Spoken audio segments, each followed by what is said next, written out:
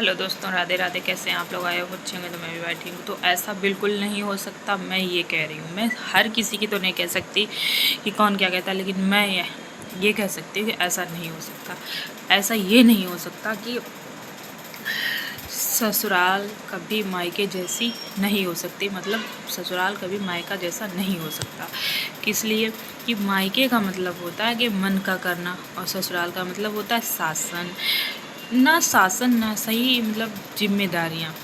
जिम्मेदारियाँ लोग कहते हैं ना कि नई नई शादी में ऐसा होता है, ऐसा नहीं है। नई शादी हो या पुरानी शादी हो, जिम्मेदारियाँ तो होती हैं। ये है नई शादी है तो साल 2 साल, मतलब सास ससुर हैं, ननद हैं, तो इनका थोड़ा कहने की सुनने की थोड़ी मतलब डर रहता है कि कोई क्या कहेगा। और फिर देखो, ज़िंदगी भर तो किसी के सास ससुर नहीं रहते हैं, और ननद भी हैं तो वो भी अपने अपने घर की हो जाती हैं। फिर किसका डर रहता है? किसी का नहीं। लेकिन जिम्मेदारियाँ तब भी रहती हैं, जिम्मेदारियाँ तब भी रहती हैं। चाहे 1 साल हुआ, 1 साल से लेकर 10 साल तक जिम्मेदारियाँ रहती हैं। मायके में क्या होता है कि मन आए कर लो, ना मन आए ना, मतलब टेंशन फ्री ज़िंदगी होती है। चाहे लड़की 1 साल शादी के 1 साल बाद जाए, चाहे शादी के 10 साल बाद जाए, उसका मायका मायका रहता है। हाँ, लेकिन मेरी मम्मी है, मेरी मम्मी के लिए ससुराल है। अब अभी देखो, हम लोग गए थे तो हम लोगों को कोई टेंशन नहीं था। मतलब सोते थे और मम्मी उठ के झाड़ू लगा लेती थी पूरे घर का। डैडी भी मेरे उठ जाते थे, मम्मी चाय बनाती थी तो झाड़ू वाड़ू लगा के। घर मेरा बड़ा है, बाहर भी मतलब गेट लगाओ, घर से बाहर भी काफ़ी जगह है, तो हर जगह कम से कम 1 घंटा झाड़ू में लग जाता। तो ये झाड़ू लगा के जब वो चाय बनाने आती थी तो वो ये पूछती थी कि चाय कौन कौन पिएगा, कौन कौन उठ गया है। तो ये सोच अभी ससुराल में हम लेटे हों या हमारी सास हों और चाय बनाएं झाड़ू लगा के, तो पहली बात तो गुस्सा हो जाएंगी। और अगर झाड़ू लगा के चाय बनाएंगी तो हमें पूछेंगी? बिल्कुल नहीं। मैं हर किसी के यहाँ की नहीं कह सकती, लेकिन ज़्यादातर ऐसा ही होता है।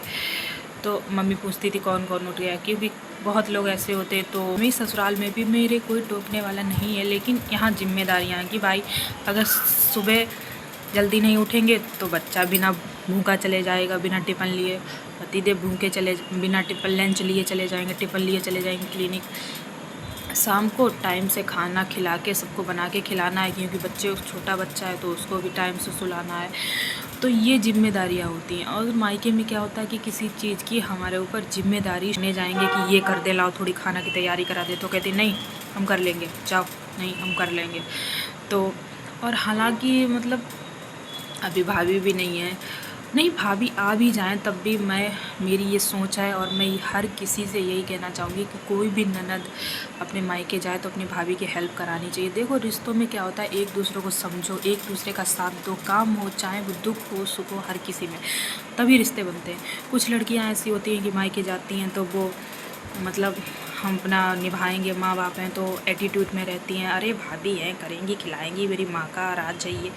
तो जो लोग ये सोच रखते हैं ना, उनका रिश्ता मायके तक, माँ बाप तक ही रहता है। जब माँ बाप हैं तब तक ही उनका रिश्ता रहता है, क्योंकि भैया हैं, भाभी हैं, भाई निभाएंगे। हमारी भाभी भी आ जाएंगी, अभी नहीं है, साल 2 साल 4 साल में आएंगी, तो भी वो भाई एक है तो भाभी भाई एक ही आएंगी।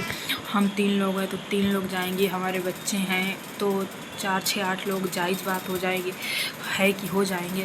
तो हम कोई काम ना करें अपनी भाभी से सब करवाएं, ऐसा नहीं। मैं हर किसी से, अभी हमारी ननद है, 3 लोग हमारी ननद है और 2 बच्चे, 3 बच्चे सबके आते हैं। अगर एक बच्चा भी लेके आती है, समझो नहीं ला पाती, सब कुछ बड़े हैं तो छोड़ के आती है।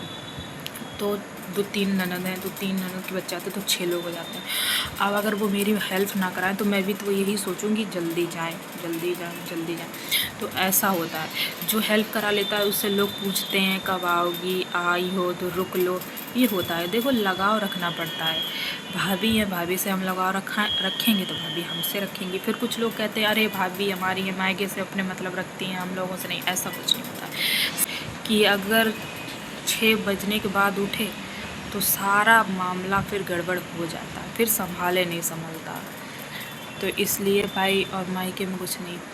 हम सोते रहते तो मानस भी सोता रहता था जब, तो मम्मी आके उठा ले जाती थी कि चल उठ, रात भर से सो रहा है, उठ चल खेल चल के बाहर, सुबह के टाइम अच्छा भी लगता है तो उठा। मम्मी के लिए ससुराल देखो, मम्मी के पास तब भी जिम्मेदारियाँ होंगी, जब वो उनकी नई नई शादी हुई होगी, और आज भी इतनी एज हो गई, आज भी उनके ऊपर जिम्मेदारियाँ, आज भी उनके लिए ससुराल है, हमारे लिए माना जाता है। जैसे यहाँ हमारे लिए हमारी ससुराल है, लेकिन मेरी बेटी के लिए मायका होगा।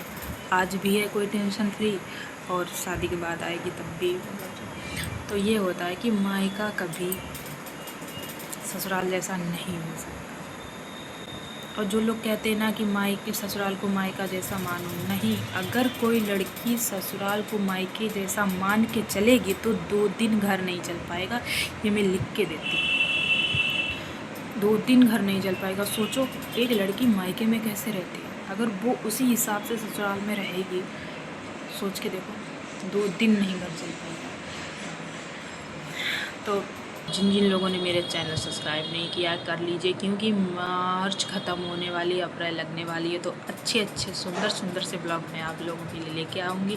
क्योंकि मैंने बताया था ना कि अप्रैल में भी शादी है और मई में भी। अप्रैल में ननद की शादी है और मई में देवर की शादी है। तो अच्छे से बैंड बाजा है, सब लोगों का डांस शूट करके मैं आपको दिखाऊँगी। तो इसलिए जिन जिन लोगों ने मेरे चैनल सब्सक्राइब नहीं कर ले, और मिलते हैं अगले ब्लॉग में। Bye bye, Radhe Radhe.